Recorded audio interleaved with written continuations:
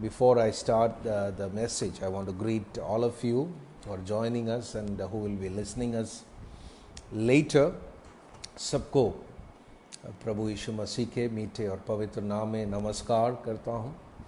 And also I want to thank Exodus Media Ministries and its leaders for this opportunity and that the passion and the vision that you are having. I thank God for Brother Jason B. Matthew and their ministries. God bless you abundantly. And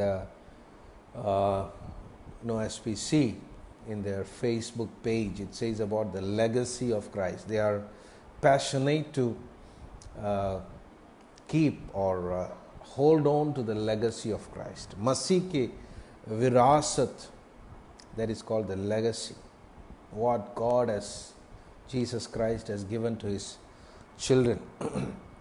So I would like to talk based on that today for a few minutes to all of you. Now, Jesus came to introduce God's kingdom on this earth, or in a sense reintroduce. यीशु मसीह इस संसार में परमेश्वर का राज्य को फिर से लेकर आया. जो राज्य पहले थे और वो आदम के द्वारा इस संसार में स्थापित करने के लिए परमेश्वर ने चाहा, लेकिन पाप के कारण वो नष्ट हो गया. इसलिए यीशु मसीह को आना पड़ा, या पिता परमेश्वर ने यीशु मसीह को भेजा. God sent His Son to reintroduce the kingdom of God to this earth. So all His teachings, lifestyle and actions were according to that kingdom. परमेश्वर यीशु मसीह का जो जीवन शैली है और उनके शिक्षा और परमेश्वर का काम, वो सब कुछ उस राज्य के, स्वर्ग राज्य के, परमेश्वर का राज्य के आधार पर था. God's kingdom has a totally different standard when we compare it with earthly kingdoms. इस संसार के सभी राज्यों से अलग एक क्या बोलते हैं, एक दर्जा है, स्टैंडर्ड है, नियम है परमेश्वर के राज्य के. We can understand the standard of God's kingdom from Jesus' teachings in the gospel. जो परमेश्वर का वचन में, खास करके जो गॉस्पल्स में यीशु मसीह ने अपने चेलों को, जो झुंड उसका पीछा कर रहा था, उसको जो सिखाए हुए बातों को ध्यान से समझने से, पढ़ने से हमें समझ आएगा कि यीशु मसीह का जो राज्य, जिसके बारे में उसने शुरू किया, आरंभ प्रचार करने के समय उसने शुरू किया कि स्वर्ग का राज्य निकट आया है, इसलिए मन फिरा. So what is that kingdom? What are the standards of that kingdom? What is the teaching of that kingdom? So today we are going to look at some of his teachings from the book of Matthew chapter 5. There is a word that Jesus repeatedly says in these chapters. That is, blessed. Blessed is the man. Blessed is the person. धन्य है वे जो. ये जो एक phrase है या एक शब्द है, एक पद है, जो यीशु मसीह काफ़ी बार उन अध्यायों में, गॉस्पल्स में, सुसमाचार में दोहराया है. एज ए किंगडम सिटीजन में, अगर आप परमेश्वर के राज्य में एक नागरिक है, मतलब आपका उद्धार हुआ है, तो आप शैतान के राज्य से परमेश्वर के राज्य में प्रवेश हो चुका है. तो उस राज्य के नागरिक होने के नाते you have to know from the Bible that what are the meaning of these terms, because the world has given us all the adulterated meanings. इस संसार ने बाइबल के जो एक जो शब्द है उसका एक adulterated मतलब मिलावट करके एक नया अर्थ आज के मसीह समूह को दिया है, या इस पीढ़ी को दिया है. आने वाला पीढ़ी का भी और वर्स हो जाएगा और अडल्ट्रेटेड हो जाएगा. इसलिए हर व्यक्ति जो यीशु मसीह के पास आते हैं, यीशु मसीह का के पीछा करना चाहते हैं, वो वचन से directly from the word of God they have to understand, उनके पास एक साफ समझ होना जरूरी है कि एक एक शब्द, खास करके प्रेम, विश्वास, आशा, ऐसे कई शब्द है, इवन प्रार्थना, इन सारी बातों को सही से हम समझें कि परमेश्वर की दृष्टिकोण से हम समझना है। उन सब के लिए हमारे पास समय नहीं है, क्योंकि शैतान ने ये बहुत बड़ा एक जाल बिछा के रखा है, और हम इस संसार का जो परिभाषा को लेकर, बाइबल के शब्दों का परिभाषा को संसार ने जो हमें दिया है, उसको लेकर हम क्या कर रहे हैं, जी रहा है। But we will not really experience the kingdom of God in our lifes, ऐसा जीने से। तो most of the biblical terms that we understand are through the physical senses. इस संसार की जो सेंसेस के द्वारा वो हमें समझने, but we have to take the time and effort to understand the meaning of each term according to the spiritual senses. तो आज मैं ये प्रार्थना करता हूँ, आप सभी जो मेरा वचन सुन रहा है, ये संदेश को सुनेगा, आपके आत्मिक आंखें, आत्मिक कान सब खुले हो, आपका दिल, आपकी आत्मा जो जागरूक हो, मतलब एक्टिव हो, क्योंकि परमेश्वर का वचन हमें आत्मा में रिसीव करना है। So what do you mean by the term blessed? धन्य व्यक्ति का अर्थ क्या है? क्या है? हम कई बार बोलते हैं I bless you, you are blessed, I am blessed. What do we mean? What is actually in the back of our mind when we say that? Let me tell you that most of the people are thinking that if you have more than enough stuff, material things, if God has given you, or the world, you have got so many things in this world, that all that you desired and dreamed of, and you have more than enough, and we normally say, oh, I thank God, I am blessed, God has blessed me with so many things. Well, I don't know. I know these kind of messages are not very well accepted in today's society, especially among if I have been telling you that God is going to bless you more, give you more stuff, maybe you would have said amen. But let us come to the word of God.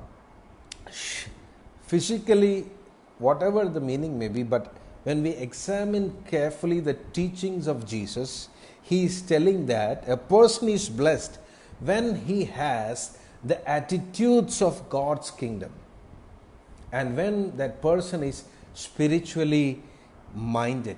यीशु मसीह के अनुसार धन्य व्यक्ति वो है जिसको परमेश्वर के राज्य का स्वभाव है और वो आत्मिक बातों का विचार करता है। See, it's totally different from our definition. We say that to be blessed means no, we should not have any sickness, no pain, nothing. No, we will have all these things, but even in the midst of all these things, if you have Jesus with you, if you have the attitudes of God's kingdom, you will be blessed. You will experience the untold blessings of God, the many blessings of God. When I was studying Matthew chapter 5, 6 and 7 a couple of years ago, I removed all my spectacles, all the spectacles that I was wearing, the religious spectacles, the Pentecostal spectacles, all these things. And I said, Lord, teach me. I want to know just plainly what does the word mean, or what is the meaning of those verses that you spoke. Because as a Christ follower, as a disciple of Christ, if I don't know the meaning of what Jesus taught, what is the point of living as a Christian? यीशु मसीह का एक चेला होने के नाते अगर आपको यीशु मसीह ने जो सिखाया उसका अर्थ समझ नहीं आते, फिर कोई अर्थ ही नहीं है, कोई मतलब ही नहीं है कि मसीह बनने। Praise God.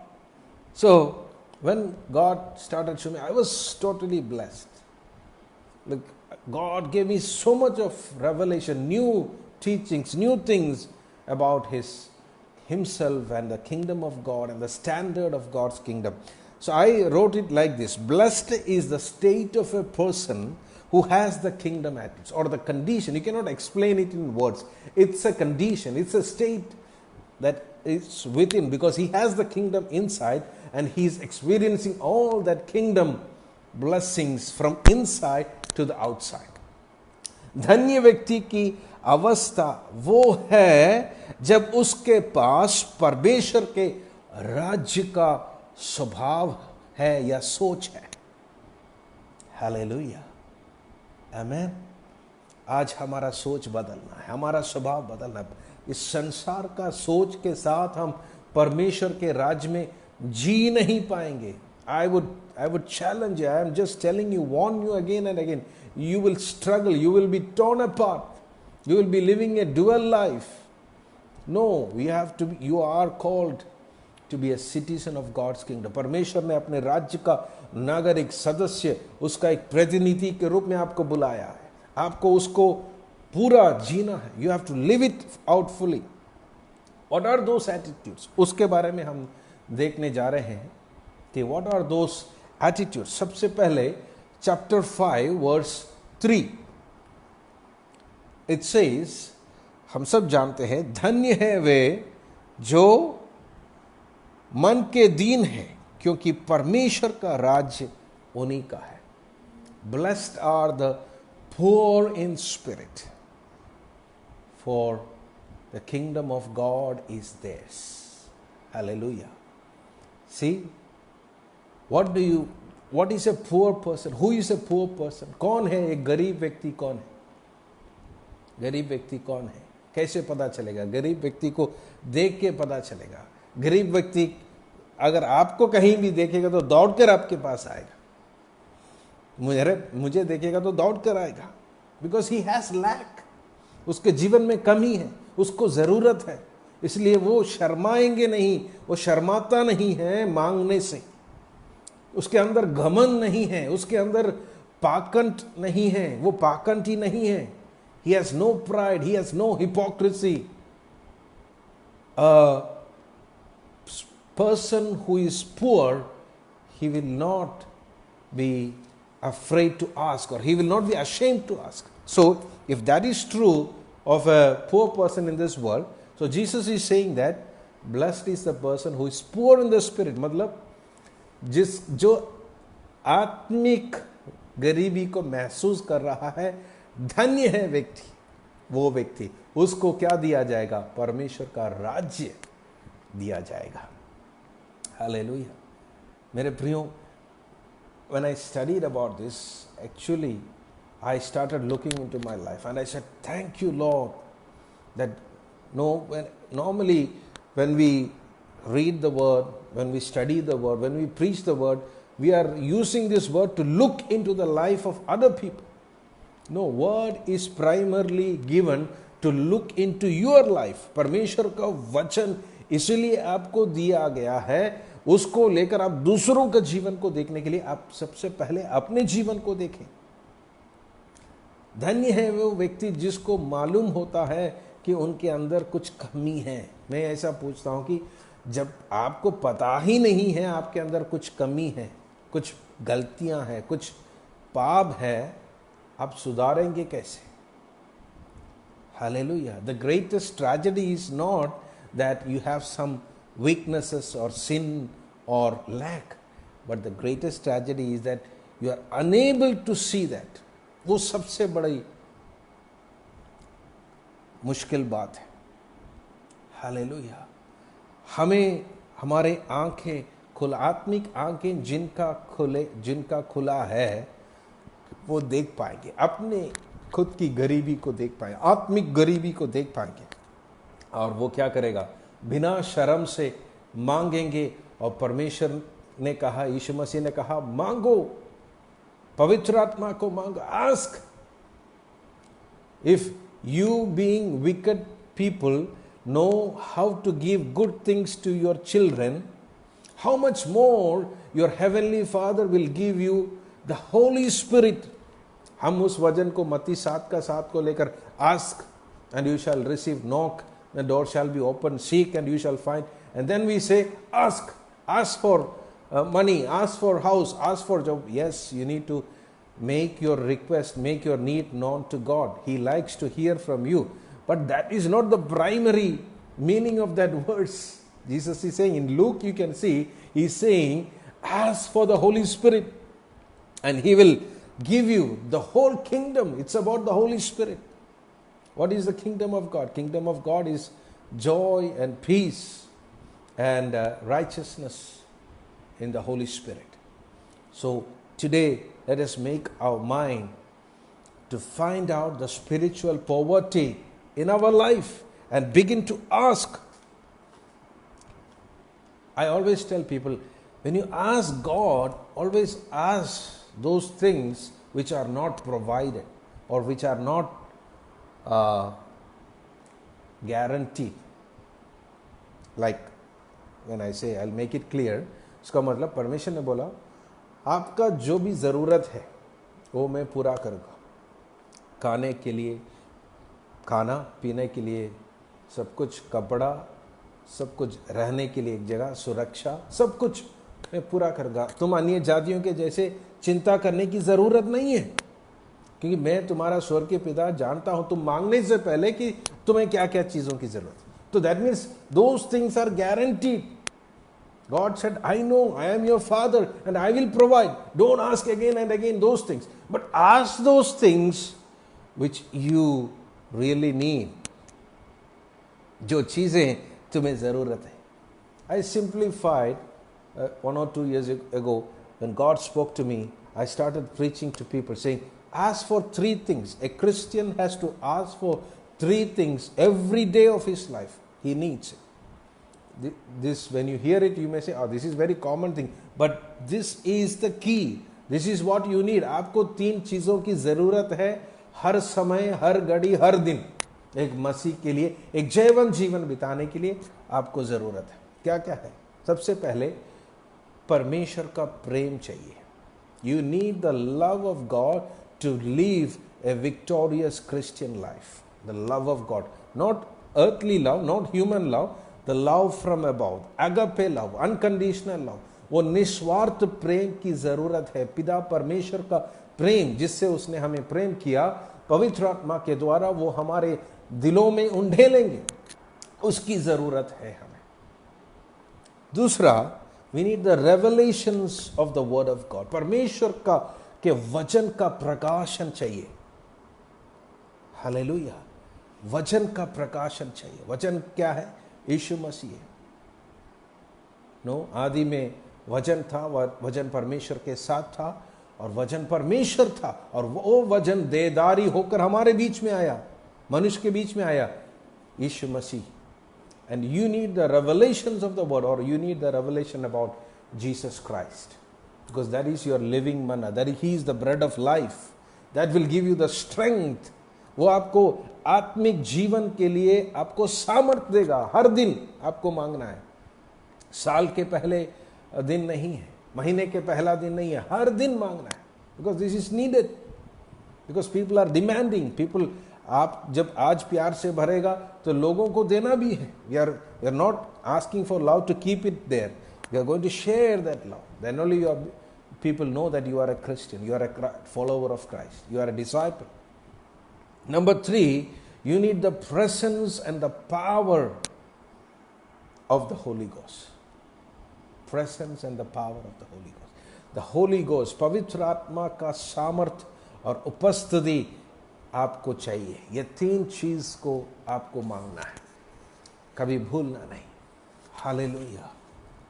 इसीलिए परमेश्वर ने कहा, धन्य है वो व्यक्ति जो मन के दीन है, जिनको पता है कि उसकी अवस्था क्या है, आत्मिक गरीबी जो महसूस करता है, उसको परमेश्वर का राज्य मिलेगा.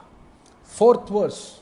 Let me quickly move on to other verses. We'll, as the time permits, we will see one by one the verses. धन्य है वे, 4th verse, जो शोक करते हैं क्योंकि वे शांति पाएगा। Blessed are those who mourn for they shall be comforted. Hallelujah. Normally, sometimes when we go to a house where there is mourning or somebody has lost a dear one, maybe we will read this verse. Okay, that's fine. But what is Jesus saying? Jesus is not speaking to a funeral crowd. Jesus is talking to people who gathered all around him, who were living in spiritual darkness and poverty. यीशु मसीह उनसे बोल रहा है कि तुम अपने जीवन को देखो, तुम कितने पाप में फंसे हुए हैं, कितने पाप तुम्हारे जीवन में हैं, और शोक करो। तुम कितने परमेश्वर से दूर चले गए हैं, परमेश्वर की जो योजना से, द पर्पस ऑफ गॉड से तुम दूर चला गया है। शोक करो, मन फिराओ, वापस आओ।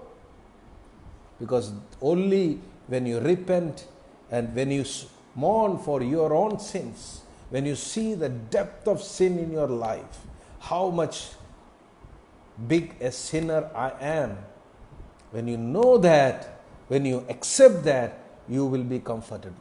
Means your sins will be forgiven. आपके पाप को क्षमा किया जाएगा, आपको शांति मिलेगी, आपको शांति मिलेगा।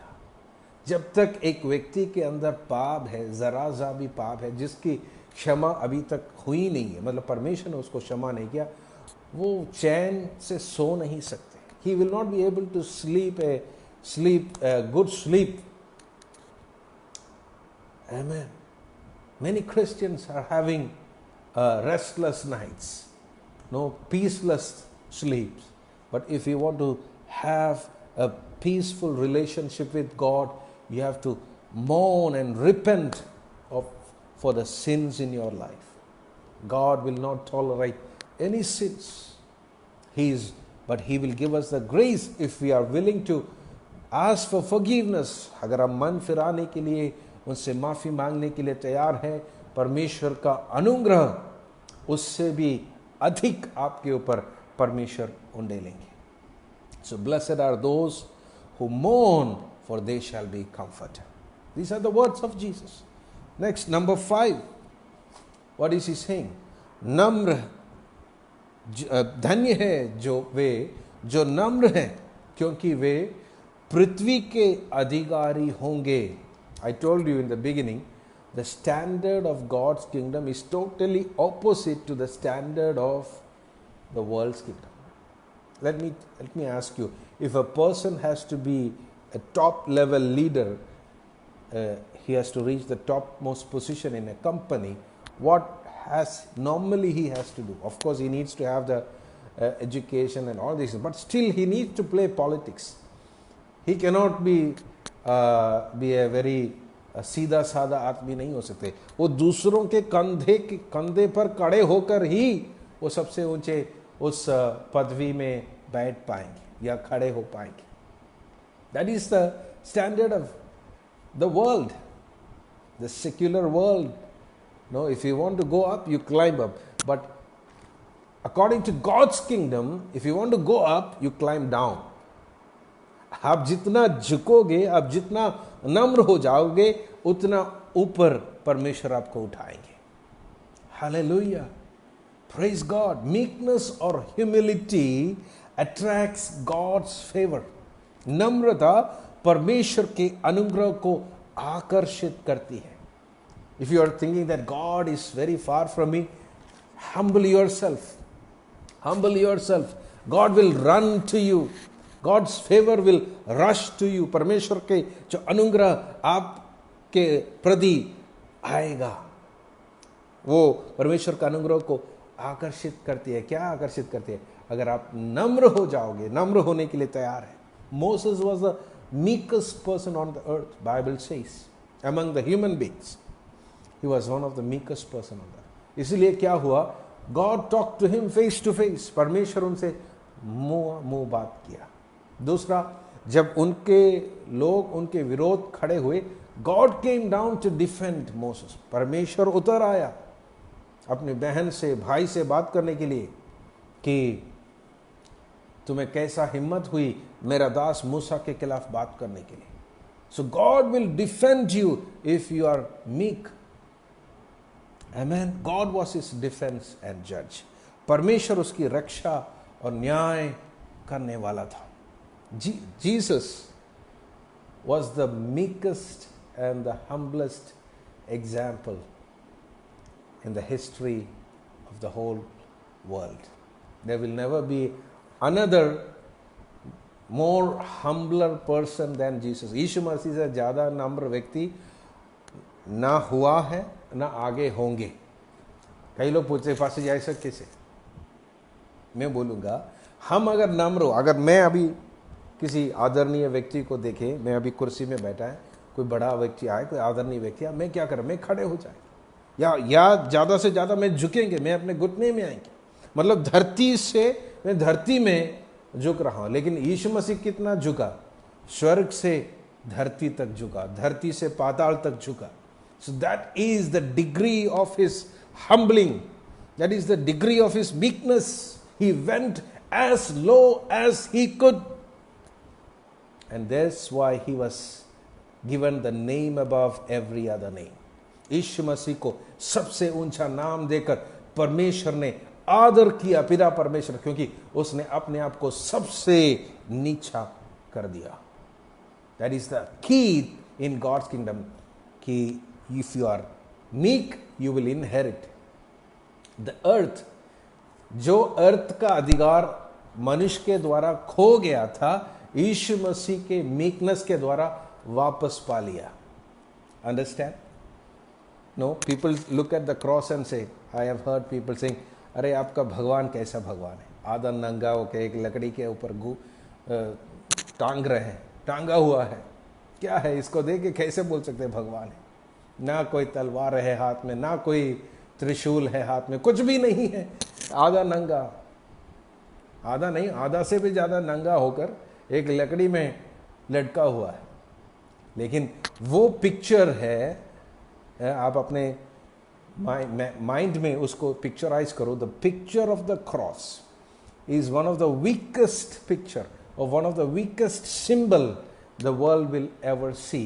But that through that cross the Jesus won the biggest victory in the history of human beings. Yeshu Masih ने काल्वरी के क्रूस पर शैतान जो उस संसार का अधिकार मनुष्य के हाथ से छीन लिया था, उस काल्वरी क्रूस पर हराकर वापस उस इस धरती का अधिकार पा लिया. द की टू अटेन और inherit the earth is by humbling yourself. Hallelujah. Hope you are with me. Hope the Holy Spirit is speaking to you. We are talking about who a blessed man is. What is a real blessing? Real blessing is not buying a BMW or what do you call Audi car or Mercedes or having a big bungalow. No, going for vacation. Nowadays you cannot go for vacation. It's all locked down. Nobody wants to go for vacation. That is the worldly definition of being blessed. But the biblical meaning of being blessed is when you have the kingdom attitude, when you have the mind of Christ, when you have the character of Christ in you.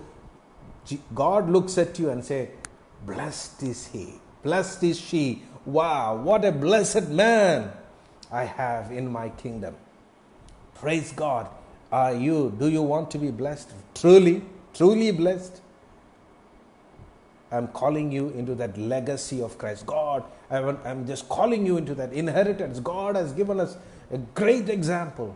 Jesus has left a great legacy and an example to follow. Number 6, verse 6. धन्य है वे जो धर्म के भूखे और प्यासे हैं, क्योंकि वे तृप्त किए जाएंगे. Blessed are those who hunger and thirst for righteousness, for they shall be satisfied. Again, what do you mean by righteousness? Many people don't understand this word righteousness. धर्म सोच रहे कि कोई संसार की धर्म है, हिंदू, मुस्लिम, Christian. No. Righteousness simply means God's standard. God's righteousness means God's standard. simply means standards or the laws. That is the law of God. The righteousness of His kingdom means the law of God's kingdom, the standard of God's kingdom. So you should hunger and thirst to know about it, because being a citizen of God's kingdom, परमेश्वर का राज्य का नागरिक होने के नाते अगर आपको उस राज्य का नियम मालूम नहीं है, आप उसका नागरिक, एक अच्छा नागरिक बनकर कैसे जिएंगे? आप कभी जी नहीं पाएंगे. Many Christians are failing because of this. Yes, they got saved, they became a Christian, they started following Christ, they started reading the Bible, but they don't know about the standard of God's kingdom. They are trying to live as a Christian according to the worldly standards, what they followed when they were a non-believer. And that's reason it's an utter failure, total failure. पूरी तरह से आप असफल हो जाएंगे, आप कहीं कुछ किसी को इन्फ्लुएंस नहीं कर पाएंगे. If you want to be an influential Christian, if you want to influence people living in darkness with the light of God's kingdom, you need to know what is the law of His kingdom. What are the standards of His kingdom? You should have a hunger and thirst. I normally tell people, when somebody comes newly to a church or become a Christian, what we tell them? Tell them, please read Psalms 23, Psalms 91. Yes, I also love Psalms. I like David. I read Psalms 23. But they will never understand the standard of God's kingdom by only reading Psalms. They have to study the teachings of Jesus Christ, the teachings of God's kingdom. परमेश्वर का राज्य के बारे में जो यीशु ने सिखाया, उसको सीखना जरूरी होगा. कोई भी उनके पास जाकर सरल रूप से उन्हें सिखाएं, समझाएं, ताकि वो उस राज्य का एक सच्चा अच्छा नागरिक बनकर जीना शुरू करें. कई लोग मसीह में आने के बाद और भी अधर्म कर रहे हैं, क्योंकि उसको वो कंफ्यूज्ड है. दोनों पूरा दुनिया, मतलब दुनिया का सब चीज वो लेकर इस राज्य में आया. It will not work. You will be a total failure. Your faith will be wrecked like a boat being wrecked with storm. So we should hunger and thirst to know the standard of God's kingdom. I'm quickly running through. We have only very few more minutes. Number 7, it says, "Blessed are the merciful, for they shall obtain mercy." Amen. Jesus is saying, be merciful. Be merciful. मैं इस प्रकार बोलता हूँ, हम मसीह लोग हमेशा जो चीज़ों को उल्टा करते थे. We mix up things. जहाँ जो करना है, we should never show mercy towards us, ourselves, but we should be truthful towards ourselves. But when you are dealing with somebody else, your neighbor, your co-believer, your brother, your sister, you should show mercy. You should not be very rigid, saying, no. This is the truth and he should follow the truth. Yes, we have to tell the truth to them out of love, but show mercy. But when you deal with yourself, don't show any mercy. Understand? I hope you are getting me. Don't show mercy. When you deal with the sin in your life, do not show mercy. Don't show mercy to sin. Don't show mercy to yourself. Crucify yourself. Like the Jews shouted, crucify, crucify Jesus. You tell to yourself daily, crucify, die. Myself, you are not mine. You are the old self. I deny you. Crucify. But when you see weaknesses, sin and shortcomings in the life of others, आप अपने पड़ोसी के जीवन में गलतियों को, पाप को जब देखते हैं, yes, आपको बताना है सच्चाई, लेकिन दया दिखाओ. Be merciful, then you will also obtain mercy. God will show mercy to you. God will cover the multitude of sins in your life. आपके जीवन के पापों को परमेश्वर ढक देंगे अगर आप किसी और के पाप को के प्रति दया दिखाएं. मतलब उनको समय दें, उनको उठने के लिए आप उसके हाथ पकड़ कर उसको उठा दें. मंडली में सबसे बुरा एक काम है कि जो गिरा पड़ा है उसको 2 लात और मार के हम चले जाते, उसको हाथ पकड़ कर उठा। दया दिखाओ, परमेश्वर का हाथ आपको भी उठाएगा। You God will show mercy to you. Verse 8, धन्य है वे जिनके मन शुद्ध हैं, क्योंकि वे परमेश्वर को देखेंगे। Blessed are the pure in heart, for they shall see God. Praise the Lord. Hallelujah. Let me ask you a question. How many of you have seen God? आप में से कितने लोग परमेश्वर को देखा है? आप बोलेंगे पास्टर जी क्या बात कर रहे हैं? We cannot see God. He is living in glory. He is mighty. Yes, I am not talking about seeing God face to face. We will see Him. We will meet Him in heaven. But you need to see Him with your spiritual eyes. You need to feel Him. That He is with you daily. That is possible. I see God and my heart is pure. I experience God. I feel God. जब मेरा मन शुद्ध है, मैं परमेश्वर को महसूस करता, परमेश्वर को मैं देखता हूँ। हालेलुया। शुद्ध का मतलब पवित्र या पाप रहित नहीं है, क्योंकि हम पाप रहित नहीं हो सकते। We cannot be sinless. We are living in a sinful body. Yes, I still believe, I do believe in holiness. We need to be holy. But no matter how much we try, we can never be holy. So that is why people think, I can never be holy. I can never be like God. Then I cannot see God. No, that is not what He says. Here it says, blessed are the pure in heart, not the holy in heart. Pure in heart का मतलब है आपका हृदय का intentions, आपका मन का जो उद्देश्य सही होना चाहिए। हालेलुया। उद्देश्य मतलब that is a pure. How does a thing become impure? जब when you add water to milk, it becomes adulterated or impure. When you add something else to a honey, pure honey, we cannot call it pure honey. So if that is true, that is the meaning of pure. That means your mind should have only one motive. आपका मन में एक ही उद्देश्य होना चाहिए। क्या है उद्देश्य? जब आप आराधना के लिए जाएंगे, जब परमेश्वर की उपस्थिति में आएंगे, जब आप घुटना टेकेंगे, प्रार्थना करने के लिए बैठेगा, आपके अंदर बहुत सारे मोटिव नहीं होना है, उद्देश्य नहीं होना है कि हाँ मैं आज प्रार्थना करूंगा, ये करूंगा, वो करूंगा, परमेश्वर से ये पाऊंगा। नहीं, आप वो सब भूल जाओ। एक ही उद्देश्य होना है। क्या है? मुझे परमेश्वर से मिलना है। I want to see God. If that is your motive, you will see God. Because God is looking at you, but your eyes are in various directions. You are not looking at God. When you start looking at God, God is already looking at you. You will be able to see God. You will be able to have an encounter with God. You will be able to feel God. Your life will be changed totally. आपका जीवन बिल्कुल बदल जाएगा। Hallelujah. Praise God. My dear friends, come back. Come back to the legacy of Christ. Come back to the true teachings of Christ. Come back to the true meaning of God's word. Let us not adulterate God's word and start preaching so that we can gather crowd. We don't need crowd. We want the truth to be preached to ourselves so we can see God. We can meet Him. The last verse today I want to remind you is verse number 9. What is it?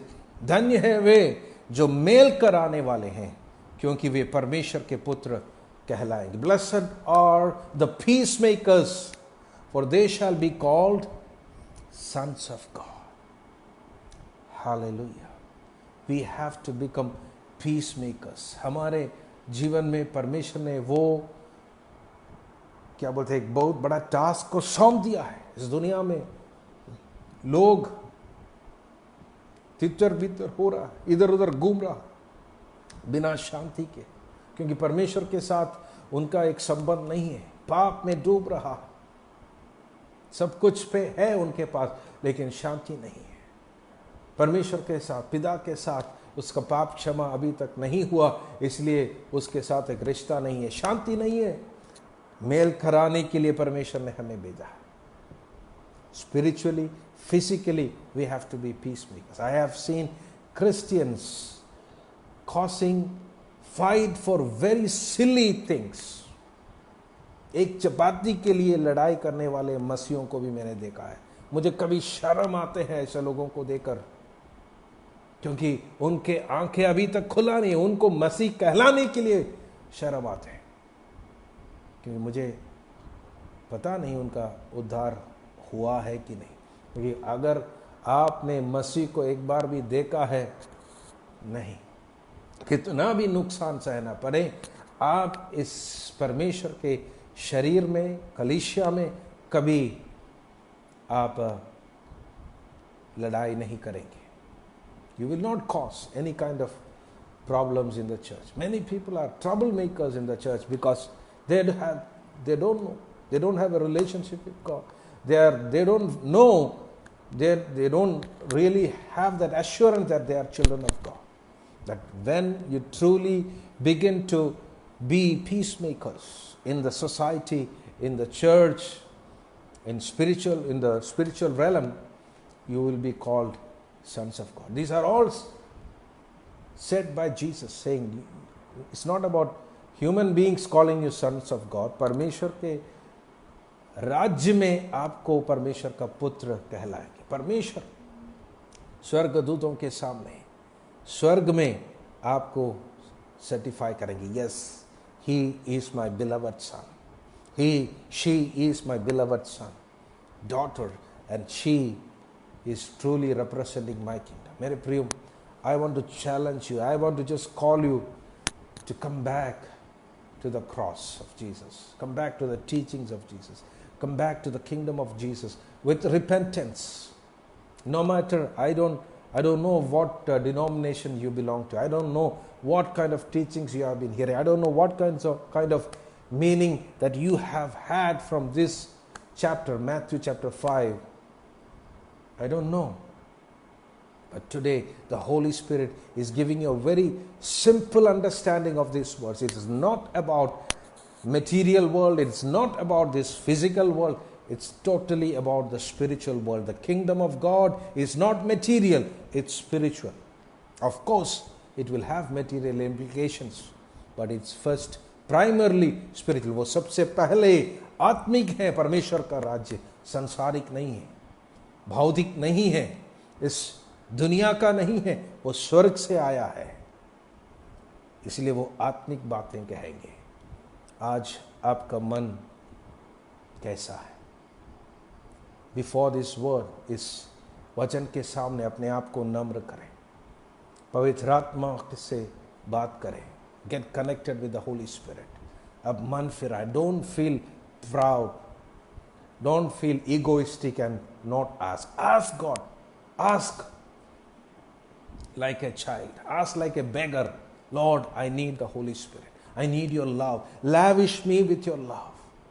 Lord, I need the revelations of your word. I need the presence of the Holy Spirit. मुझे चाहिए परमेश्वर. मैं पिछले 3 साल के अंदर जो सीखा, एक और रहस्य बोलकर मैं समाप्त करूंगा. जो सबसे बड़ा ताकतवर प्रार्थना, सामर्थी प्रार्थना ये है जब आप प्रार्थना करते हैं, परमेश्वर से बोलते, प्रभु मुझे आपकी ज़रूरत है, मुझे तेरी ज़रूरत है. ये सबसे सामर्थी प्रार्थना है. इस दुनिया के किसी भी कोने से भी आप प्रार्थना करो, पाताल से, मतलब जो पानी से या कहीं से भी आप बैठकर प्रार्थना करो, अगर आप सच्चे दिल से प्रार्थना कर रहा है, स्वर्ग आपके लिए उतर आएगा. Because you are calling for nothing else. You are saying, Lord I need you. If you are asking for some material blessings, God may send it to you. But when you say, Lord, I need you, the whole heaven is going to come down into your life. Be wise in what you are asking. आप ज्ञान को प्राप्त करें, परमेश्वर से अच्छी अच्छी वस्तुओं को मांगे, रियल ब्लेसिंग को मांगे. Don't ask for the perishable blessings. इस संसार में नाशवान चीजों को मांग मांग कर अगर आप थक गए हैं, आज उसको बंद करो, उस लिस्ट को फाड़ कर फेंक दो और स्वर्गीय अविनाशी आशीषों को मांगना सीखो. आपका जीवन में बोलूंगा कई ज्यादा आशीषित होंगे जितना आप अभी है. आप आनंदित व्यक्ति बनेगा. आप दूसरों को प्रभावित करने वाला एक मसीह बनेगा. You will be an influential Christian. I guarantee that if you will start asking for spiritual riches and blessings. May God bless you. I want to bless you with this word. In the name of the Father, Son and Holy Spirit, I want to give you a great legacy and inheritance of Christ into your life. Receive it in Jesus' name. Amen.